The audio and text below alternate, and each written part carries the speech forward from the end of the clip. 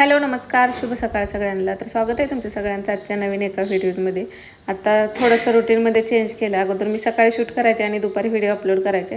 आता दिवसभरात जेवढं शक्य होतं आहे तेवढं मी शूट करते, संध्याकाळी एडिट करते आणि दुसऱ्या दिवशी व्हिडिओ मी अपलोड करते. म्हणजे अगोदर ना म्हणजे आजचा व्हिडिओ आजच येत होता, आता कालचा व्हिडिओ आज येतो आहे.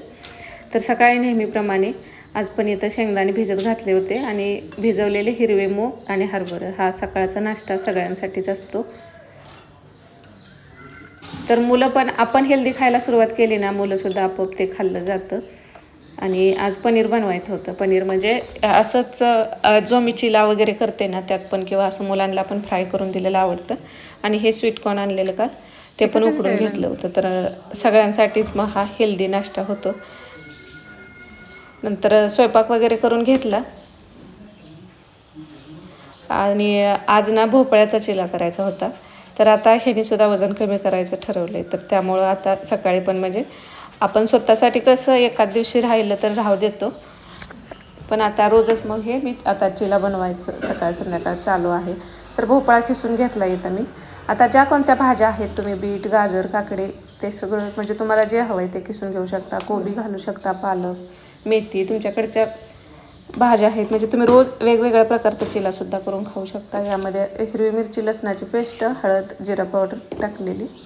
धना पावडर माझी संपली आहे, आता ती मला बारीक करायची. आणि ह्या सगळ्या पावडर आहेत ना त्या घरीच मी शक्यतो बनवते, रेडीमेड वापरत नाही. आता इथं नाचणीचं पीठ होतं, हुलग्याचं पण होतं, बेसन पीठ आणि ज्वारीचं पीठ हे 4 पीठं मिक्स केले. तर आता ही सगळी ना पीठं मी मल्टीग्रेन आटा असतो ना तोच तयार करायचं ठरवले.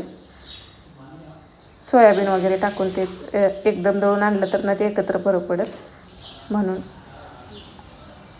तर हे फक्त मिक्स करायचं आणि तव्यावरती पसरून. आता हे बनवायला पण वेळ लागत नाही, पटकन होऊन जातो. आणि ना सगळ्या चिल्यामध्ये ना सगळ्यात चवीला कोणता लागत असेल तर ना भोपळ्याचा चिला आहे ना तो खरंच बेस्ट लागतो. तुम्ही पण एकदा ट्राय करून बघा. आणि यावरती थोडंसं चमच्याभर तूप टाकून हा भाजून घ्यायचा. दह्यासोबत हे तुम्ही खाऊ शकता. सॉससोबतसुद्धा चांगला लागतो, पण तो सॉस घरी बनवलेला असावा, कारण वजन कमी करतात. मग बाहेरचं सॉस खायचं म्हटलं तर त्यामध्ये पण शुगर, प्रिझर्वेटिव्ह बरंच काय काय वापरलेलं राहतं. म्हणजे आपण जसं थालीपीठाला सगळं काय मिक्स करतो ना तोच, फक्त थालीपीठ थापण्याऐवजी ना हे आपण डायरेक्ट नॉनस्टिक तव्यावरती ह्याचा चिला बनवतो. यामध्ये पनीरसुद्धा खिसून टाकू शकता. आता मी पनीर रोस्ट करूनच दिलेलं होतं सगळ्यांना, त्यामुळे आज यामध्ये टाकलं नाही. तर आज ना मुलांना तांदळाची खीर खायची होती, त्यासाठी इथं ना मी इंद्रायणी तांदूळ घेतला आहे, किंवा आंबेमोहर तांदूळ असतो ना, म्हणजे जो वासाचा तांदूळ असतो त्यानं खीर केली ना चवीला, म्हणजे त्या खिरीला फ्लेवर पण छान राहतो. तर इथं थोडंसं तूप टाकून ना हा तांदूळ मी भाजून घेतला आहे आणि पाण्यात टाकून ठेवला. तोपर्यंत भांडी घासून घेतली. आता भांडी ना जशी पडतेल तशीच आपण घासत गेलो ना एकदम लोड येत नाही, कारण भांडी म्हटलं ना असं वेगळं वेगळं तर प्रत्येकाचं वेगळं करायचं म्हटल्यानंतर तर खूप सगळी भांडी पडतात. त्यामुळं सकाळपासून ही दुसरी तिसरी वेळ असेल, म्हणजे जसं चहा झाला, नाश्ता झाला, काय झालं की लगेच थोडी थोडी भांडी धुवून असे ठेवत राहतो. आणि असं भांडी घासायला, एवढी भांडी घासायला वेळ लागत नाही, 10 मिनटात होऊन जातं. आणि परत जर तुम्ही सिंक भरून ती साठवत गेलं ना ते आपल्याला बघूनच आपल्याला ते घासायचा कंटाळा येतो. त्यामुळं ही सवय लावली ना तुम्हाला पण भांडी पडतातच, सगळ्यांच्याच घरामध्ये ते पडतात. माणसं जास्त असेल तर ते अजूनच जास्त होतं, पण ही सवय लावली ना थोडी थोडी घासायची तर होतं. आणि बऱ्याच वेळा अशी भांडी असतात की आपण ती फक्त धुवून ठेवायची असतात, पण काय होतं की सगळी आपण एका वेळी सिंकमध्ये घासायसाठी भरून ठेवतो आणि ती खूप वाढत जातात. मग आता हा चॉपर ना खूप दिवस झालं घेऊन, एक 4 वर्ष तर झालं असते ह्याला. ह्याची दोरी आता अशी थोडीशी मध्येच खराब झाली, आता तिथं गाठ मारून ठेवली. आता दोरी बदलायला आपल्याला घरी आली तर ठीक, नाही तर मग ते दोरी खराब झाली का ते खराबच होईल. आणि परवा इडली केलेली होती ना, त्याचं एकाच डोश्याचं बॅटर होतं. तर त्यामध्ये कांदा, टोमॅटो, कोथिंबीर, हिरवी मिरची टाकून ती जान्हवीला असा उत्तप्पा करून दिला. थोडासा वरून सांबर मसाला टाकला. आता सकाळी पनीर पण केलेलं होतं. आता खीर करायचं असं काही नव्हतं, त्यामुळे दूध काही जास्त ठेवलेलं नव्हतं. आहे त्या दुधातलंच दूध गरम करायला ठेवलं. आणि हे तांदूळ आहे ते मिक्सरला बारीक करून घेतलं थोडंसं पाणी टाकून. आणि पूर्ण उकळायच्या आधीच ह्यामध्ये मिक्स करते, म्हणजे गाठी होत नाहीत. नाहीतर ना तांदूळ सतत आपल्याला असं पण हलवायला लागतं, पण एवढं होत नाही. आणि ह्यामध्ये एक 100 ग्रॅम साखर भास होते. आणि आपली मूठ ना, एक मूठ अशी भरली ना, ते 100 ग्रॅमची होते. तर एवढी 100 ग्रॅम साखर एवढ्या खिरीसाठी भास होते. आणि तूप गरम करून घेतलं इथं 2-2.5 चमचे असेल. आणि त्यामध्ये काजू आणि बदाम मी 4 वळे असतील तरीसुद्धा खिरीत चांगले लागतात. जे काही तुम्हाला ड्रायफ्रूट टाकायचे ते तुम्ही टाकू शकता. नसेल तर अशी सुद्धा प्लेन खीर छान लागते, फक्त वेलची पावडर टाकल्यावर सुद्धा. तर आता घरचं दूध असेल तर त्यामध्ये ऑलरेडी म्हणजे पाणी घातलेलं नसतं. आता तुम्ही बाहेरून घेतलं तर ऑलरेडी पाणी असतानाच पाण्यासारखं असतं. आता त्यामुळे त्यामध्ये पाणी नंतर टाकलं तर ते पातळ होऊ शकते. पण आता हे घरचं घट्ट दूध होतं, त्यामुळे मी यामध्ये पाणी पण टाकलं होतं दुधात. आणि वरून वेलची पावडर टाकून मस्त अशी खीर तयार झाली होती. थोडीशी थंड झाली ना छान लागते. आणि गॅस बंद केल्यानंतर चिमूटभर मीठ. आता ह्या खिरीला बरेच जण टाकत नाहीत, पण थोडंसं मीठ टाकल्यानंतर चवीला फरक राहतो.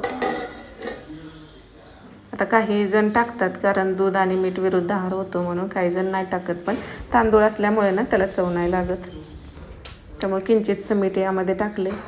नंतर सकाळची सगळी कामं, कपडे वगैरे ते सगळं आवरून झालं. परत दुपारी काही मी शूट घेतलं नाही. आता संध्याकाळचा दिवा वगैरे लावायचा. आणि आज जेवणात फक्त खिचडीच बनवायची होती.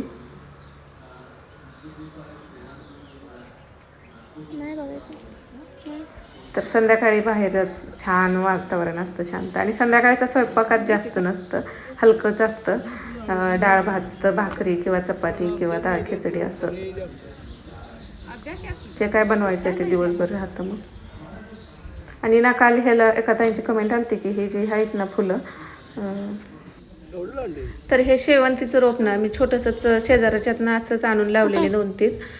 त्याला आणतानाच कळ्या होत्या, जास्त पण छोटी नव्हती. आणि नंतर ना ती खूप सगळी पसरत जातात, आपोआप वाढत जातात. आणि प्रत्येक रोपाला ना सेपरेट मुळ्या राहतात. आणि खूप सगळी फुलं निघतात मग आता देवपूजेसाठी. आता चिक्कूला आणि पेरूला तर नेहमीच पेरू राहतात. आणि परवा आणलेलं हे अंजीरचं झाड होतं, तर ते पण लावून घेतलं. ह्याला ऑलरेडीच 2-3 कळ्या आहेत.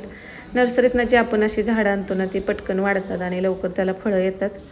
त्याचं पिशवी फक्त खालून कट केली ती, साईडची तशीच होती. आणि आज सिंपल अशी जेवणात डाळ खिचडी सगळ्यांसाठीच बनवलेली होती. यामध्ये पण ना सगळ्या मिक्स डाळी टाकल्या होत्या. आणि स्वयंपाक होतोय तोपर्यंतच मी शेंगदाणे भाजून ठेवले होते. जेवण झालं की पटकन मग लाडू करून घेतले. आता लाडू संपलेले होते. ड्रायफ्रूटचे लाडू करायचे म्हटलं तर वेळ जातो, म्हणून शेंगदाण्याचे लाडू करून घेतले. म्हटलं हे संपल्यानंतर ते करूया, म्हणजे प्रत्येक वेळी थोडे वेगवेगळ्या प्रकारचे लाडू मी बनवते. तर हा लाडू बनवून व्हिडिओचा आता शेवट करते. तर रात्री 8-8:15 हे माझं झालेलं.